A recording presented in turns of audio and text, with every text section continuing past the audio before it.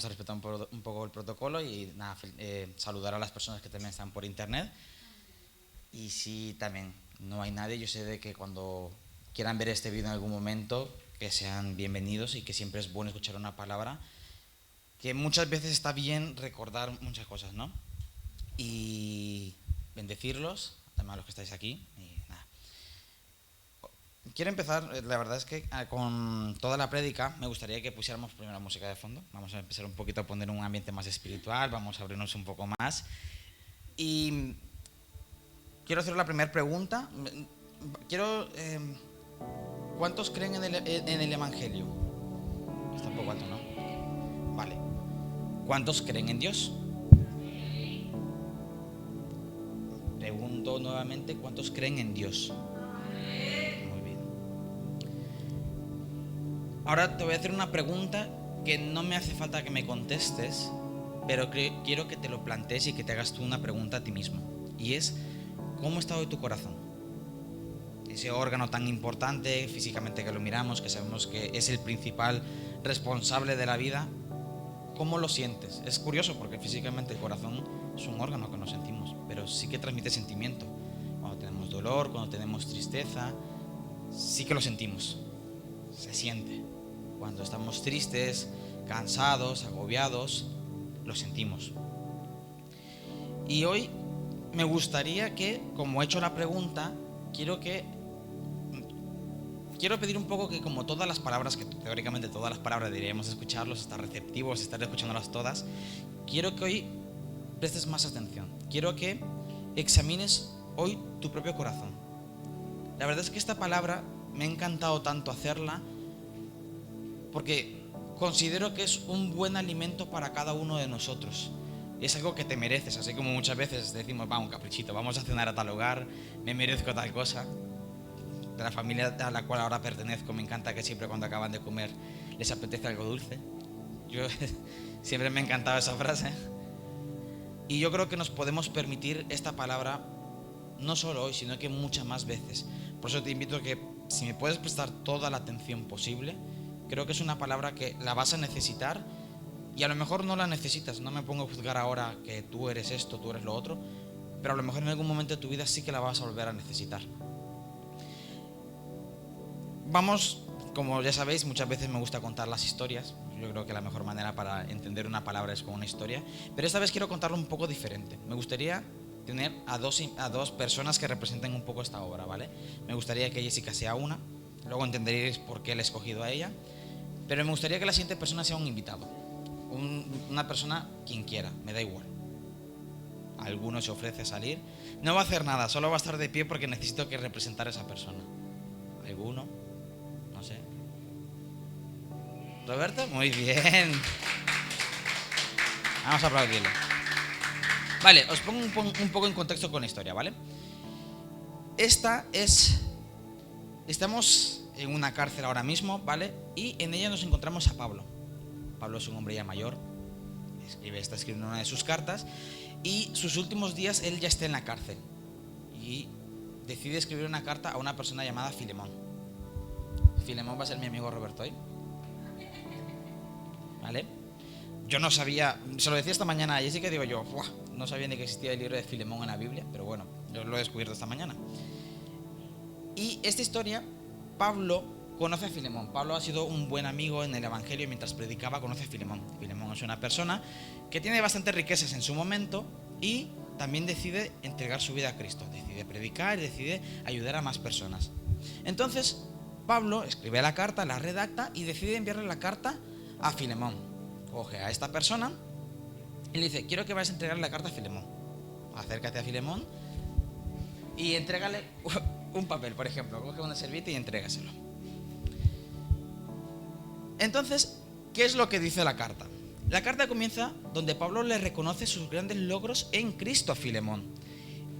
Y le dice, oye, estoy muy feliz, me alegra todo lo que has conseguido, eres una gran persona, creo que en Dios eres más que vencedor. Por ejemplo, una palabra que le dio. Pero en la carta, que quiero que en este momento coge un papel, ábrela y vamos a leer lo que dice la carta. La carta comienza, aparte de felicitándolo, le dice que quiere pedirle un favor. Un favor que no cualquiera se lo pide, ¿no? Sí, está muy bien la carta, muy bien. Está perfecta. Nosotros cuando pedimos un favor lo solemos pedir a alguien que sabemos que lo va a hacer, o a alguien que nosotros tenemos mucha confianza. Decimos, va, te lo pido a ti porque creo que tú lo vas a hacer, no se lo voy a pedir a alguien que me va a decir que no a la primera. Entonces en la carta comienza Pablo diciéndole, por eso, él está en Filemón, primero de Filemón, si lo queréis leer lo leéis en vuestra casa, pero quiero ir adelantando un poco, ¿vale? Y la carta empieza diciéndole, por eso, aunque Cristo me concede pleno derecho de darte órdenes sobre lo que debes hacer, que le está diciendo, ya la primera frase le dice, si tú crees en Dios, ya debes hacerlo.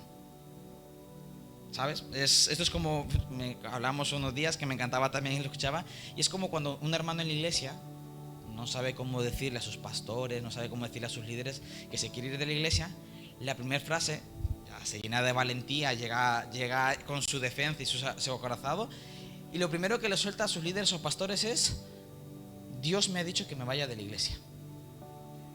Claro, llega con la autoridad de decir, me ha dicho esto Dios y te callas. No tiene nada más que decir. Como pastores o como líderes le vas a decir, bueno, si el jefe, el de arriba, bajó y te lo dijo, pues adelante. No soy yo quien nada para decirte eso. Entonces Pablo, porque Pablo es padre espiritual de Filemón, y le dice, aunque Cristo me concede pleno derecho de darte órdenes sobre lo que debes hacer, pero en vez de decírselo, él le dice que se lo quiere pedir como un favor. No se lo exige, pero le recuerda lo importante que es el favor que le va a pedir a Filemón. Me encanta porque cuando leía un poco esto, Pablo a todo el mundo nos caería mal, la verdad. Pablo en su momento es mejor, gracias. Que lo tenemos que ver doblado. Pablo nos caería mal porque era una persona que era muy a rajatabla. Era una persona que decía, si Dios lo ha dicho, lo tienes que hacer. No te lo tienes que pensar dos veces. Y por eso mismo estoy haciendo énfasis en que le quiso pedir un favor. En el versículo 9 dice, prefiero dirigirte un ruego, un favor inspirado en el amor. Le recuerda Pablo a Filemón, más adelante, en el siguiente texto dice, yo, el anciano Pablo, encarcelado ahora por causa de Jesús. Encima, para pedir el favor, le empieza a dar como lástima. Yo, que soy un hombre mayor, te quiero pedir un favor, hazlo, por favor, concédemelo. Y se lo pide por amor, como un favor.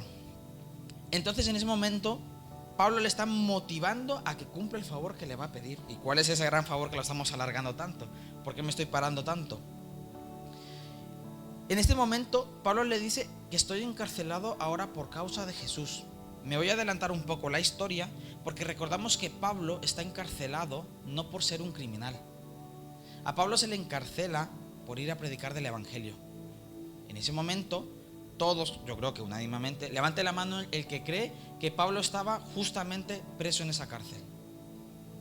El que estaba preso justamente, desde mi punto de injustamente.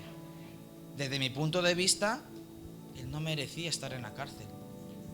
Pero sin embargo, Pablo, por amor a Cristo, decidió predicar e injustamente lo encarcelaron. Entonces por eso le dice, ahora estoy encarcelado por causa de Jesús. Y esto se lo dice no por recordarle lo que él ha hecho, sino porque Pablo le está pidiendo a Filemón algo que él también ha hecho. Pablo no es capaz de pedir nada que él no fuese capaz de hacer o que él no fuera. Como por ejemplo, me he tomado un poco la molestia, y esto es un ejemplo, de querer preparar esta palabra porque ahora en este mismo momento de mi vida me siento preparado para poder darla. No me gustaría daros una palabra hoy de la cual no podría predicar, porque no sería lo correcto. No puedo pararme delante de cada uno de vosotros y hablaros del amor, de la felicidad, cuando no soy yo una persona propiamente para ello. Entonces Pablo se lo recuerda de que él está ahí por amar a las personas que son los gentiles, gente como tú y como yo, por predicarles. Volvemos un poco a la historia y le dice, te hago un ruego y te pido un favor en nombre de Onésimo, el hijo quien he engendrado entre cadenas. Vale, y aquí voy a poner un poco de contexto porque ¿quién es Onésimo?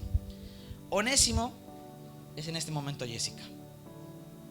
Vale, Pero una cosa de la historia que no sabemos es que Filemón y Onésimo se conocen. Filemón era el dueño de Onésimo. Onésimo era su esclavo. Vale, y dice la palabra que es el hijo quien ha engendrado entre cadenas. Entonces Onésimo estaba en la cárcel con Pablo.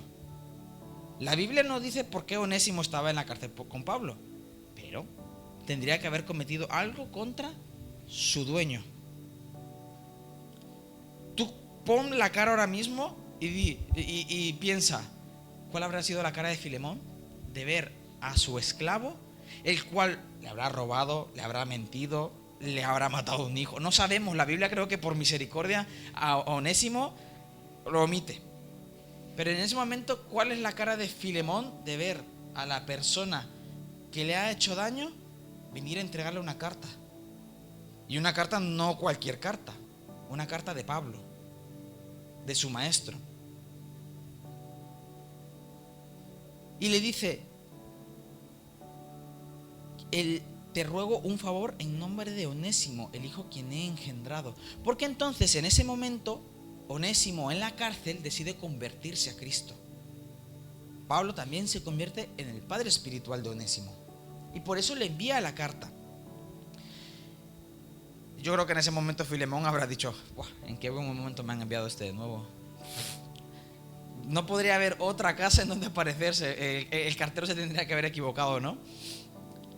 Continúa la carta, la sigue leyendo. En otro tiempo te fue inútil, ahora en cambio se ha vuelto útil tanto para ti, para Filemón, como para mí, en este caso Pablo. ¿Sabíais que Onésimo significa útil? Es un nombre que, bueno, dentro de lo que cabe es bonito. Onésimo. Suena raro, pero tiene un significado bonito, ser útil. Pero en ese momento habrá dicho Filemón, pues si Filemón estuviera aquí ahora mismo, habrá dicho: a ninguno le pongáis de nombre Onésimo, porque significa útil y este fue un inútil en mi vida. Este me dañó todo lo que yo hice. ¿Para qué? Le dice, ¿para qué me lo envía de nuevo? En el versículo 12 le dice Pablo a Filemón, sigue leyendo la carta, y dice: te lo mando de nuevo como si te enviase mi propio corazón. Y Filemón habrá vuelto a pensar de nuevo: ¿para qué me lo envía? Es que no lo quiero, es que no me funciona, no me sirve. Yo creo que en este momento,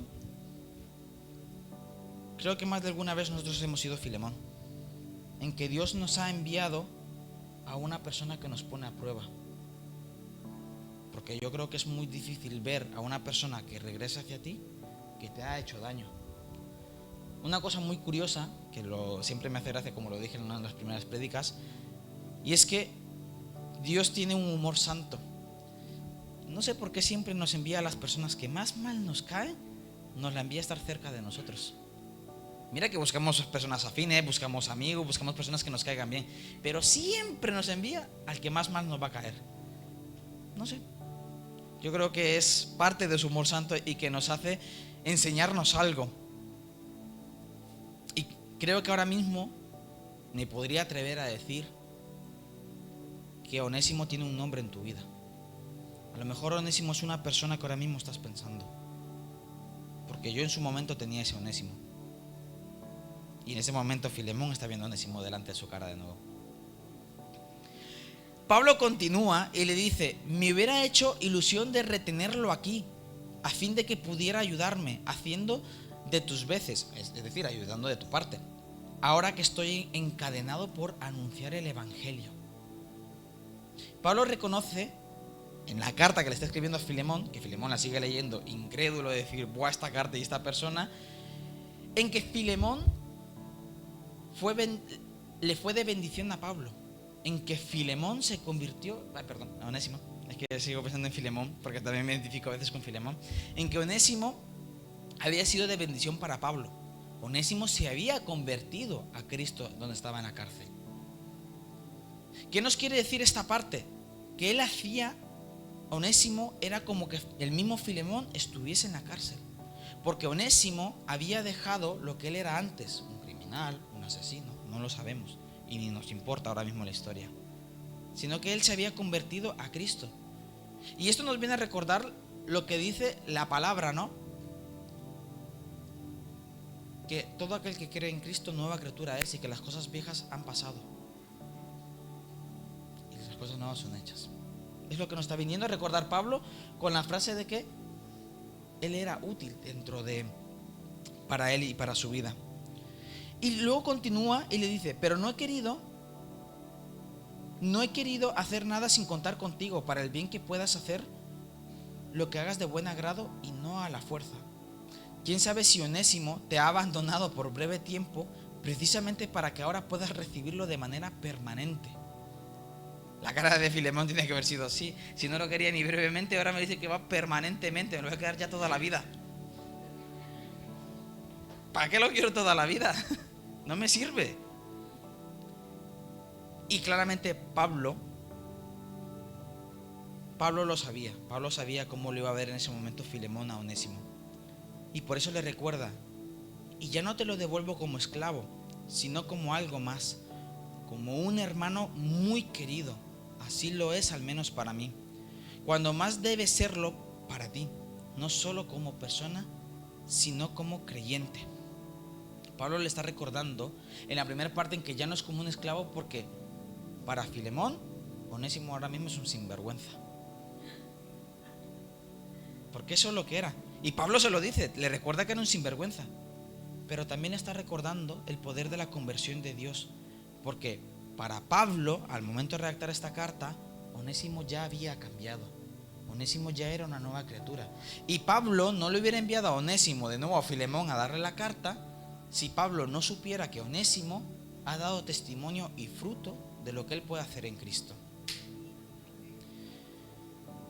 Y le pide que lo trate diferente y que ya no lo mire más como un esclavo, sino como un hermano en Cristo. Le está pidiendo básicamente a Filemón: cambia los ojos con que estás viendo a Onésimo. Él ya no es más tu esclavo, él ahora es tu amigo. Pero si en ningún momento hubo un perdón, en ningún momento vino Onésimo y le dijo perdón. Es más, yo creo que Onésimo, cuando llegó, iba a dar la carta, dijo: voy a esta casa, me suena, y ahí no voy. Hay más el que le entregue la carta. Yo creo que esa diferencia seguía existiendo, porque cada uno se conocía lo que había pasado.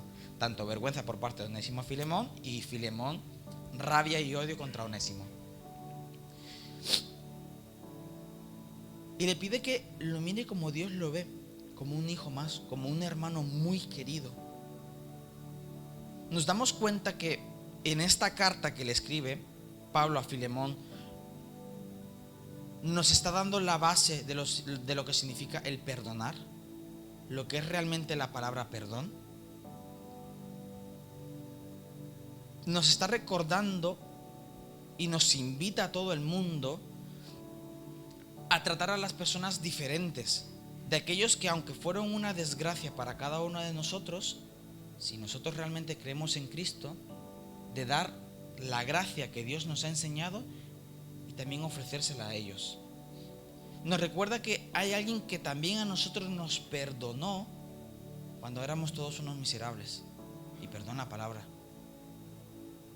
porque todos fuimos perdonados, porque cuando nacíamos todos, aunque miremos aquí hermanos muy espirituales, muy bonitos, más gorditos, más delgaditos, todos hemos nacido en bancarrota espiritual. ¿Y eso qué significa? Que todos somos pecadores. Por consecuente, todos tenemos una deuda con Dios. ¿Sabíais una cosa muy curiosa? Y es que los niños aprenden a decir no antes que sí. ¿Por qué será? Y los niños no son conscientes de lo que dicen. Realmente un niño, pero es algo nato. Tenemos tendencia a aprender antes lo malo que lo bueno. Somos seres humanos y eso es muy perdonable. Pero nos está recordando que en ese momento ha pasado la cosa más injusta que pudo haber pasado. Si queréis ya podéis sentaros, ya no os tengo más de pie. Que si no... Con esto también Pablo nos recuerda que en un momento de la historia puntual pasó una de las cosas más injustas que nos pudo haber pasado.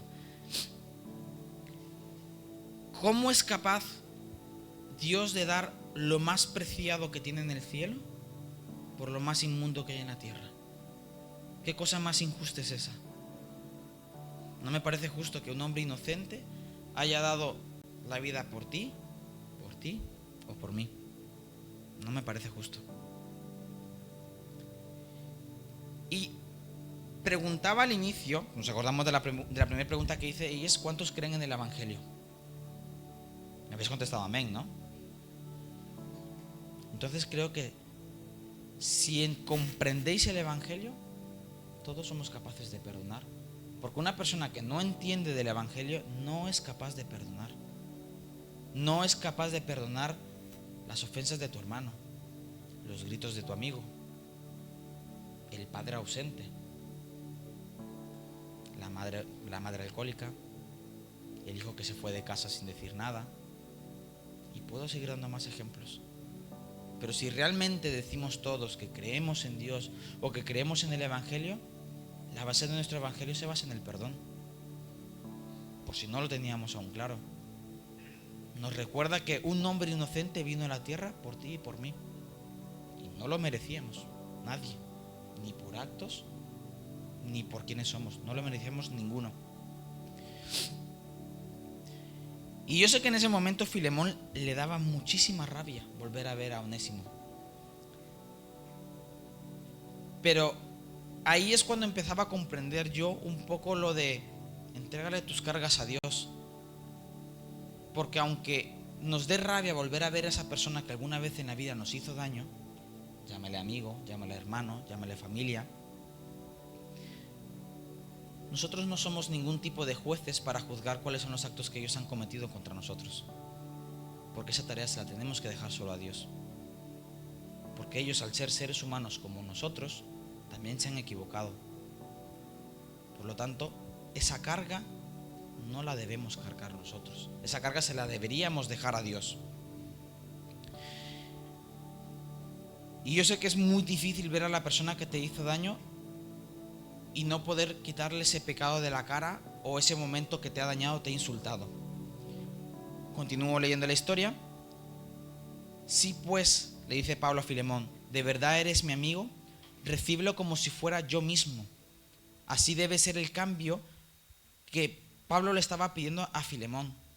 Que Filemón cambiara la forma de ver a Onésimo y que pensara que ya no es Onésimo, ya no es el esclavo anterior que le hizo daño, sino que es el mismo Pablo el que lo ha enviado. Es un discípulo más de Pablo. Le está pidiendo un cambio de mirada. No sé si en el título, mirar con otros ojos, que es lo que decía. Y todo esto, recordar que hay un inocente que pagó nuestra culpa, y ese era Cristo para nosotros. Nos encontró en el camino heridos y nos llevó a casa de nuestro Padre. Porque más adelante dice Pablo a Filemón: y si te causó algún daño Onésimo o te debe algo, cárgalo a mi cuenta. Y eso fue lo que hizo Cristo con nosotros. Nos recogió, nos limpió y nos llevó a la casa del Padre. Y el mismo Cristo le dijo: si algo te deben ellos, ponlo a mi cuenta. Y Él se entregó como esa cuenta. La historia termina: por tanto, hermano, a ver si como creyente haces este favor, confortando con ello mi corazón en Cristo. Te escribo con la confianza de que entenderás mi ruego, y estoy incluso que seguro harás más de lo que te pido. Hasta aquí lo que tenía básicamente preparado, porque esta palabra, cuando la estaba preparando, me tocó muchísimo, porque es lo que os decía antes.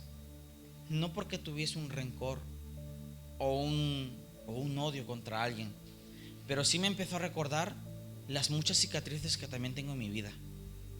¿Y por qué digo cicatrices y no digo heridas? Porque una cicatriz es un daño producido, pero que ya ha sido sanado. Una herida sigue estando abierta, sigue dañando, sigue doliendo. Esto es como los niños. Tú le dices a tu hijo o a un niño: no te rasques la costra, porque te vas a seguir haciendo daño. Es momento de empezar a dejar sanar y dejarle esa carga a Dios. ¿Y por qué te decía hace un momento que me considero preparado para dar esta palabra? Porque yo en su momento también fui Filemón. Y como decía mi esposa Jessica, que le gusta que lo diga, me conoceréis un poquito más. Y es que una situación que suele pasar muchas veces es nacer en una familia monoparental. Yo soy hijo de un padre ausente, un padre que abandonó a su mujer, a su esposa, antes de nacer. Un padre que honestamente no me reconoció. Tengo su apellido yo ahora a base de luchas legales, de muchas más, porque mi madre consideraba que podía portar ese apellido. El apellido que ahora mismo está ahí, Arita. Y yo no puedo tener odio contra alguien cuando yo era pequeño, yo no puedo sentir ese odio. Pero sí que es verdad que esas heridas, aunque tú no las quieras tener, te van haciendo daño. Y el momento en que un padre es ausente en familia, eso se nota muchísimo. Ver que tu madre muchas veces no es capaz de llegar a fin de mes porque es la única base de sustento. Ver que tu madre no tiene a quien comentarle las cosas. Ver que tu madre no sabe cómo explicarte ciertos temas en tu vida por sentirse con la diferencia de que ella es mujer y tú hombre. Todo eso me tocó que verlo crecer. Y dirás, ¿cómo te sentías, Ricardo, con respecto a tu padre? Yo una cosa, y se lo agradezco mucho a mi madre, que desde pequeño me enseñó a estar en la palabra. Me enseñó a seguir a la iglesia. Tengo muchas fotos y muchos vídeos de cuando estoy en la escuela dominical. Y esto lo digo porque esto me permitió a mí poder crear no un odio o un rencor, sino que poder entender. Porque a mí siempre me preguntaban, ¿y tú quieres a tu padre? ¿O tú odias a tu padre? Y yo le decía, no puedo sentir amor por alguien que no ha estado. Es un hecho. Yo no puedo sentir ese cariño físico de alguien quien nunca me ha dado un abrazo a los 9 años, quien nunca ha estado en una graduación mía. En mis momentos más importantes nunca tuve una palabra de apoyo. Sin embargo, no le tengo rencor ni odio. Porque básicamente tuve claro dos conceptos. Y la primera, yo no soy Dios para juzgar si sus actos han sido buenos o han sido malos. Porque yo sigo siendo un ser humano. Y puedo ser como Él, lastimosamente. No estoy diciendo que sus actos han sido buenos, porque no me lo parecen, me parecen injustos. Sin embargo, esa tarea, esa carga, no me está correspondiendo a mí llevarla. Y es lo que te está diciendo la palabra. Ese tipo de cargas no te toca a ti llevarlas. Y la segunda es, mi segundo, no fortaleza, sino cosas que tengo claras en mi vida. Y es que también mi padre fue un ser humano. Un ser humano que se equivocó. Y un ser humano que no hizo las cosas bien. Pero sé que si yo ahora me pongo en el puesto de Onésimo, me hubiese gustado llegar el día donde mi hijo, que lo he dejado solo, y me gustaría poder pedirle perdón. Y me gustaría poder sentir ese abrazo de parte de él hacia mí, porque somos seres humanos. Y por ese mismo motivo, yo considero que no soy juez de él. Y también lo entiendo porque ha sido un error humano. Y a mí me gustaría que si yo cometiese un error, las personas también me tratasen bien. Porque yo creo que todos tenemos una segunda oportunidad y un perdón. Y con esto te invito muchísimo a que trates a los demás como te gustaría que te tratasen a ti. Porque la vida es muy corta. La vida es demasiado corta. Es tan corta que es inútil empezar a llevar carga que no toca en tu vida. Porque cuando llevamos odio, rencor, resentimiento, es llevar peso muerto y no te está dejando avanzar en ningún momento. Hay un juego muy interesante que siempre lo hemos visto en los campamentos y es el tira y afloja. Un grupo aquí y otro grupo aquí, de una cuerda, tirando. Pero ¿qué pasa si un grupo tira más que el otro? Obviamente se vienen hacia aquí. Pero si tú estás en el otro extremo y tú no eres capaz de soltar la soga, si no lo sabían, la soga te puede quemar. Y la soga te puede hacer muchísimo daño en la mano. ¿Qué es lo que tienes que hacer? Aunque pierdas esa pequeña batalla, no es recomendable que te dañes a ti mismo, solo por querer ganar esa tan pequeña batalla en su momento. Con esto te digo, aprende a soltar. Porque si no sueltas, te estarás haciendo mucho daño en tu vida. Será como esa pequeña espina que va creciendo y que va creciendo y que llega el día en que solo tiene rencor. Y una cosa muy mala que tiene el rencor y que tiene el odio y todas estas cosas es que el cuerpo se manifiesta. Es algo espiritual, es algo en el alma, es algo en nuestro corazón, pero nuestro cuerpo físico también lo manifiesta. Nosotros conocíamos a una persona, obviamente no voy a mencionar su nombre, se dice el pecado, no el pecador, pero no entendíamos por qué a esta persona le pasaban tantas cosas malas en la vida. Decía yo, no sé, ¿tan mal te va en la vida? tan mal tal. Y siempre lo escuchaba quejarse, decir, no, es que me hicieron mucho daño, es que tal, es que esta persona cuando se fue me mintió, etc, etc. Y siempre se quejaba de lo mismo. A tal punto de que esas quejas le empezaron a pasar facturas en su cuerpo. Literalmente, sobrepeso. Sus huesos, por algún motivo, no me lo preguntes, no soy médico, sus huesos se fragilizaron tanto que una caída muy tonta se rompía. Su hijo empezó a sufrir enfermedades que nunca había sufrido. Y todo esto, si lo comprendí un día, era porque guardaba tanto rencor en su corazón que todo lo que hablaba era rencor, todo lo que escupía era rencor.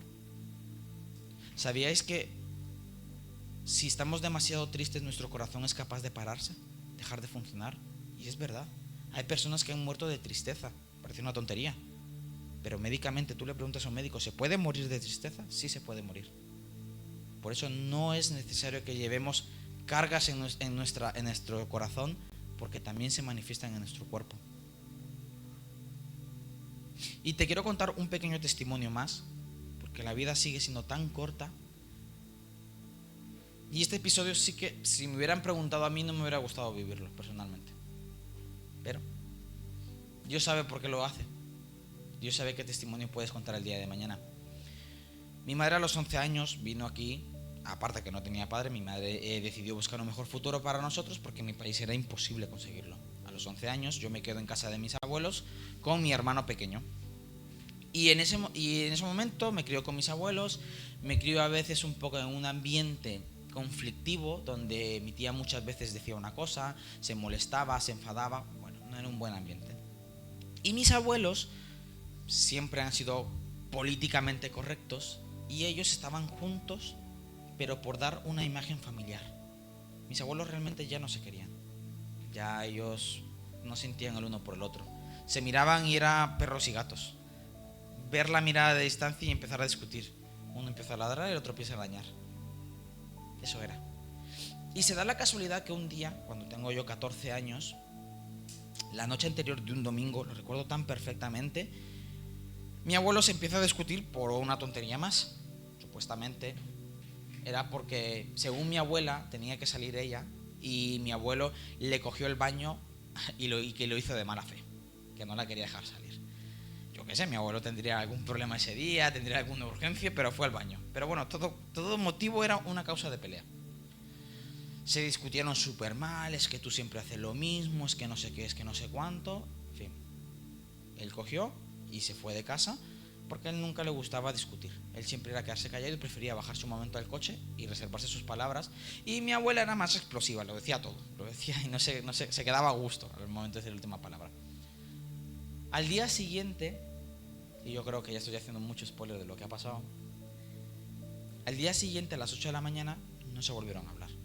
Mi abuelo cogió, se fue a su trabajo y mi abuela se quedó. Y mi abuela me contaba, no, es que estoy cansada siempre de lo mismo, siempre pasa lo mismo, en fin. Y en ese momento, yo hablando con ella, delante, en esa mesa, recuerdo muy bien su rostro ese día, y me dice, espérate que me está dando un fuerte dolor de cabeza. ¿Me traes por favor ajo de sus remedios caseros? Y yo fui a por ajo. Yo no sé para qué el ajo, no lo entiendo, pero bueno. Y en ese momento es de las escenas que nunca esperas ver en tu vida. Y de decir, ver cómo tu abuela se desploma y no respira. En ese momento ella sufre un derrame cerebral, que luego se nota perfectamente en este lugar, y soy yo la única persona que estoy delante de ella. No había nadie más mayor, solo yo, un primo de 2 años menor que yo, mi hermano pequeño que tenía 3 años en ese momento y mi otra sobrina que tenía 2 años. En ese momento no me preguntes cómo, no sé si fue adrenalina, si fue impotencia, no sé qué fue, pero fui capaz de levantar el cuerpo de una persona de 80 kilos muertos, o 90, no me acuerdo cuánto pesaba, y de llevarla a la cama, y mi primera reacción fue llamar a mi abuelo. Todo esto que te estoy contando pasó en 1 minuto, no más, no pasó más. Cuando mi abuelo viene corriendo por darse cuenta de lo que lo he llamado, llega y lo primero que le hace es llamar a la ambulancia. Lo más lógico es llamar a la ambulancia y venir. Él llega antes que la ambulancia y la ambulancia llega un segundo después. En ese momento me fui yo a ver al espejo, porque era un niño, y decía, no me creo que esto esté pasando. ¿Por qué me toca estar viviendo esta experiencia en mi vida? Y cuando llega mi abuelo, es primera vez en mi vida que he visto llorar a mi abuelo amargamente. Y no lo comprendía. Y mi abuelo, su respuesta fue tan simple, me dijo, te lo prometo que si yo hubiera sabido que esto pasaba al día siguiente, no hubiera discutido. Esta persona ahora se ha ido y yo me estoy quedando con un mal sabor de boca, porque sé que mis últimas palabras fueron de odio. Y lo pasó mal. No sé si estuvieron en la predica, una de las predicas pasadas que yo os comentaba lo de la amistad. Eso fue esa misma noche, cuando pasó lo del velorio y tal.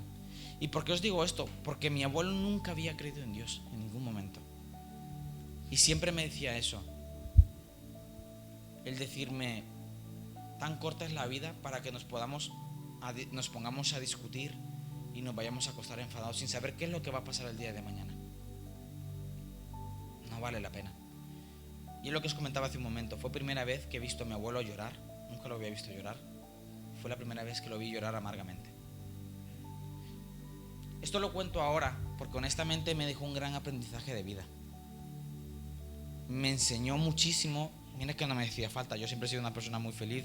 Siempre he sido una persona que a las personas que quiero se lo demuestro. Y si alguien no quiere estar en mi compañía, no lo molesto. Yo creo que cada uno necesita su espacio y ya esas personas me lo dirán. No me gusta ser pesado. Pero que me toque que aprender una lección que me parecía innecesaria, solo me hizo recordar una vez más que la vida realmente es muy corta y que no vale la pena estar enfadados o tener rencores con las personas. No vale la pena. No vale la pena seguir enfadado con la vez que te discutiste con tu hermano, la vez de que a lo mejor te peleaste con tu padre, con tu madre, con tu hijo. No vale la pena. Yo sé que esa persona a lo mejor te habrá hecho muchísimo daño en su momento. Intentaré evitar ciertas cosas, ciertas palabras, pero yo creo que cada uno conocemos ese Onésimo en nuestra vida y cada uno sabe el daño que nos ha hecho cada uno de nosotros. Por eso te invito a que estas cosas no te alejen en ningún momento de la bendición de Dios, porque lastimosamente Dios cumple promesas. Dios no es deudor de nadie y las promesas que tiene para tu vida Él ya las ha cumplido, pero a veces nosotros mismos no cogemos esa bendición porque o tenemos algo en nuestra vida o algo no estamos practicándolo bien. No estoy yo acusando a nadie, no estoy diciendo que todos tenéis un rencor contra alguien, no, pero hay pequeños momentos en que tendremos que aprender a perdonar y a ver cómo Cristo vio a esa persona. Sí, Cristo murió por ese padre alcohólico. Cristo murió por esa persona que te robó en tu casa cuando tú le diste alojamiento. Cristo murió por ese hermano al cual tú diste tu vida y solo te respondió con insultos y blasfemias. Dios murió por cada uno de ellos, así como Dios murió por ti y por mí. Y deberíamos aprender a empezar a ver con los ojos que Dios los ve, porque para Dios son unos hijos más. A lo mejor en un momento están perdidos, como cuenta la historia, ¿no? Y Él deja las 99 ovejas y va por la última. Así de valioso es esa persona para Dios. Y te invito a que si tú no quieres cargar con ese rencor, tenemos que empezar a ver cómo Dios ve a esas personas. Y así, lo digo yo esas heridas no las tengo, yo tengo esas cicatrices. Y el poder dar este tipo de cargas a Dios solo me ha hecho ser una persona más feliz. Yo creo que pocos aquí, bueno, las personas que me conocen, de ahora mi familia que está aquí también presente, pocas veces me he visto enfadado, o ninguna. Me molesto, pero me callo, porque yo considero que las personas, no quiero decir nada de lo cual más adelante en mi vida me arrepienta. Creo que no se lo merecen, y por el amor que les tengo yo a ellos, creo que puedo ser un poco más sabio y guardar. Solo te pido, me gustaría, si queréis poneros de pie, si queréis sentaros, si queréis pasar adelante, estáis en vuestra decisión. Pero me gustaría que esta mañana, mientras escuchamos esta alabanza, si te la sabes, cántala, disfrútala, vívela, pero me gustaría que esta mañana pudieras ver en tu mente si existe esa persona.